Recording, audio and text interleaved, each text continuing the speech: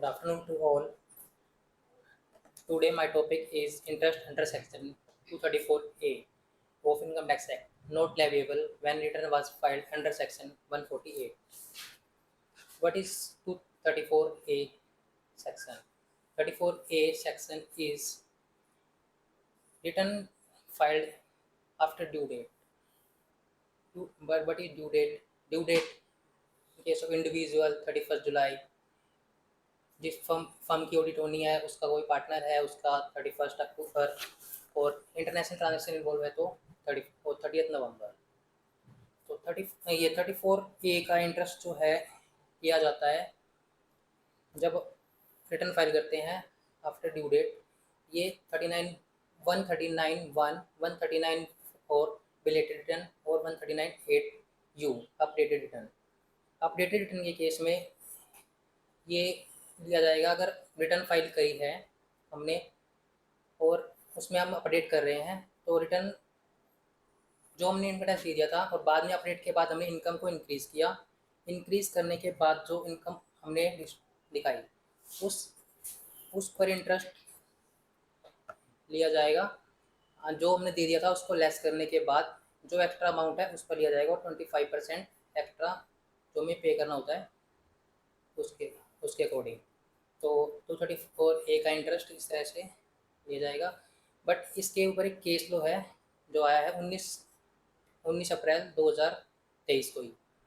इस केस लो में ये केस लो है इंदु रोहित कुमार पाठक वर्सेस ITO। इस केस लो में SSC ने रिटर्न फाइल नहीं करी थी। SSC ने ये असेसमेंट ईयर 15-16 की रिटर्न है जो SSC ने फाइल नहीं करी, उसके लिए ऑर्डर पास किया, नोटिस जारी किया गया 148 में SSC को। SSC ने नोटिस का रिप्लाई किया 1 मई 2022 को। 31 मार्च को नोटिस आया था। रिप्लाई करने के बाद उन्होंने रिप्लाई किया, जस्ट रिप्लाई करने के बाद ही उनके पास नोटिस आए 143(1)(2) के नोटिस आए, जिसमें उन्होंने जो इनकम दिखाई थी उसको 35 लाख दिखाया था उन्होंने, लेकिन उससे पहले उन्होंने उनको कुछ इनकम नहीं दिखाई थी। इनकम उन्होंने बाद में दिखाई। जब इनकम दिखाई तो उन्होंने दोबारा केस को रीओपन किया 148 के, तो उन्होंने रिटर्न फाइल करी। रिटर्न फाइल करने के बाद उन्होंने अपनी इनकम को दोबारा जस्टिफाई किया 35 लाख के अराउंड। फिर उन्होंने टैक्स लगाया। इनकम डिपार्टमेंट ने LD ने इनकम के पर टैक्स लगाया 4,55,000 के अराउंड। तो इस टैक्स पे SSC ने कहा कि मेरा कोई 234A का इंटरेस्ट नहीं बनता, क्योंकि इंटरेस्ट जो लिया जाता है वो लिया जाता है 139(1), 139(4) इनके केस में लिया जाता है, क्योंकि ये एक आफ्टर ड्यू डेट के बाद रिटर्न फाइल करेंगे तो ये इंटरेस्ट लिया जाएगा। और SSC ने जो रिटर्न फाइल करी थी वो अपनी 148 के सेक्शन के अंदर फाइल करी थी।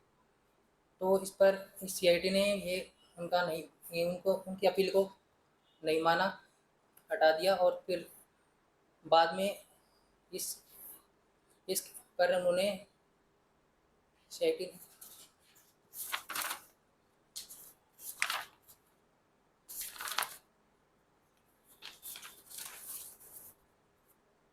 147 में उनको नोटिस के रीओपन किया गया उनका केस, और दोबारा उन्होंने अपनी इनकम को दिखाया 148 में दिखाया। उस रिटर्न को फाइल करने के बाद SSC ने कहा कि मेरी इनकम पर कोई इंटरेस्ट नहीं लगेगा। इंटरेस्ट जो लगेगा वो लगेगा जब 148 का हमारे पास नोटिस आया था, लेकिन CIT ने उसका आफ्टर ड्यू डेट के बाद ही इंटरेस्ट कैलकुलेट किया था। तो ये इस केस में यह डिसाइड हुआ लास्ट में कि बॉम्बे हाई कोर्ट ने इस तरह के केस पहले भी आए थे, तो उन्होंने इस पर उसी डेट से इंटरेस्ट लगाया था जिस डेट से नोटिस हुआ था 148 का।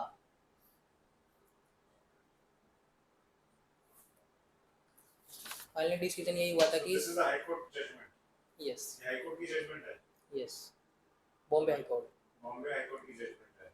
इसमें रेशो क्या है जजमेंट की? क्यों नहीं लगेगा 234A इसलिए नहीं लगेगा क्योंकि ये जो 39(1) का जो 234A का जो इंटरेस्ट है वो एक्सप्लेनेशन 3 में लिखा हुआ है। अगर कोई फर्स्ट टाइम अगर मतलब कि रिटर्न उसकी छूट गई है, उसने रिटर्न फाइल नहीं करी और एसएससी को लगता था कि उसकी इनकम नहीं है, इस वजह से उसने इनकम रिटर्न फाइल नहीं करी थी।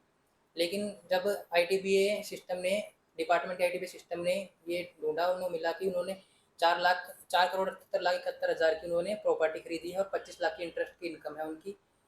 तो बाद में उनको जब 148 में नोटिस दिया गया तो उन्होंने अपना दोबारा रिटर्न फाइल किया 148 में, जो कि उसकी रिप्लाई के लिए था 148 में। तो एसएससी ने कहा कि मेरा ये कंपल्सरी रिटर्न नहीं था, ये छूट गई थी इनकम, इस तरह से उन्होंने बताया।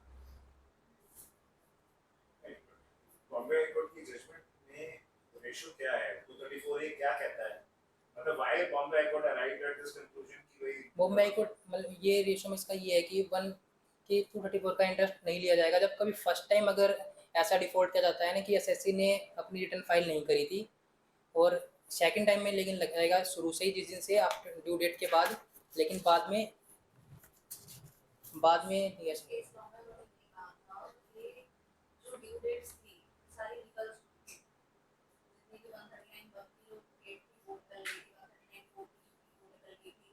उसके बाद 142 वन का कोई नोटिस नहीं आया था डिपार्टमेंट की तरफ से, ना कुछ स्कूटी हुई, ना कुछ हुआ, ना कोई बेस्ट जजमेंट असेसमेंट हुई। सीधा जो नोटिस आया था वो 148 का आया था।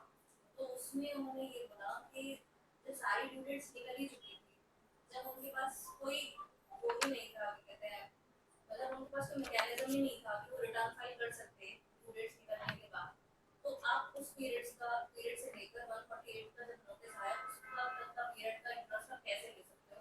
नोटिस आने के बाद भी वो एलिजिबल हुए कि वो रिटर्न फाइल कर सकते, तो उसके बाद का अगर उसकी ड्यू डेट के बाद अगर वो टैक्स जमा कराते तो आप उस पर इंटरेस्ट देते, बजाय कि उस पीरियड के उस टाइम पीरियड पे उनको मतलब वो किसी भी मैकेनिज्म से रिटर्न नहीं फाइल कर सकते।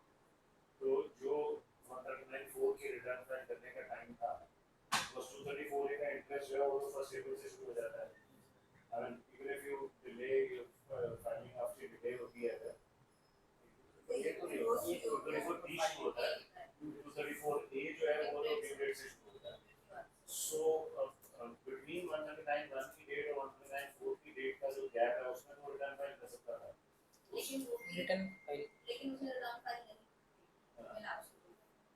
So उस पीरियड का भी इंटरेस्ट पे कर दिया है बोल रही उस पीरियड का इंटरेस्ट नहीं, उस पीरियड का तो लगेगा जहाँ से 148 का नोटिस आया था उस डेट से है। इंटरेस्ट। वो तो मान लिया 148 के नोटिस के बाद से तो लगेगा। उसकी क्लैरिटी नहीं है। 139 1 की ड्यू डेट अगर 31 जुलाई थी और 139 4 की डेट पहले 31 मार्च हुआ करती थी, पहले तो 2-3 साल होते थे, तो उसके बाद करते करते 31 मार्च थी, अब तो 31 दिसंबर हो गई है। सो 31 मार्च सपोज करें कि 31 मार्च तक का टाइम था, तो 31 जुलाई से 31 मार्च तक का जो 8 महीने है उसका भी इंटरेस्ट नहीं लगा। नहीं, उसका तो क्लैरिटी क्लैरिटी नहीं है उसके ऊपर लगा नहीं। सो आई थिंक ये this is an interesting judgment, ये जजमेंट निकाल के मेरे पास आ जाता है। और इसमें बड़ा सा बोलती है कि उन्होंने 234 ए के सेक्शन सबसेक्शन 3 का रेफरेंस लिया हुआ है, और सबसेक्शन 3 ये बोलता है कि अगर एसएससी की वन मतलब उसने रिटर्न भी फाइल की थी रेगुलरली, उसके बाद उसकी स्क्रूटनी भी हुई और स्क्रूटनी में भी उनकी कुछ एडिशन हुई, उसके बाद उसको 148 भी सर्व किया गया और उसमें भी कुछ एडिशनल टैक्स डिटरमाइन किया गया। तो उस एडिशनल टैक्स के लिए भी जो ड्यू डेट है वो उस नोटिस की डेट मानी जाएगी कि भाई जो नोटिस में मेंशन कर रखी है। तो इसमें इसका भी रेफरेंस किया हुआ है कि भाई ये जो है ये फर्स्ट टाइम ही 148 आया, इसमें पहले से कोई रेगुलर असेसमेंट नहीं हो रखी थी, तो इसमें भी जो डेट है वो नोटिस की डेट से ही लेना चाहिए। मतलब इसमें थोड़ी सी क्लैरिटी कम हुई इस केस लॉ में, तो वो है डिस्कशन का है।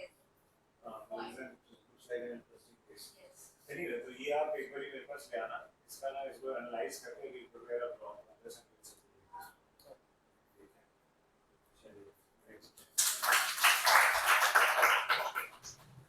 पहले भी मैंने एक दो केसेस के लिए बोला है लेकिन कोई लाता तो नहीं।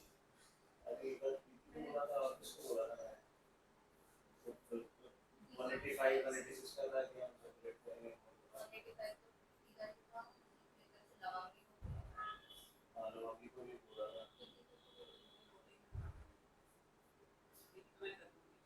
इसकी मतलब अपने आप को उसको काफी करे। तो फैमिली ने भी लाइक इसका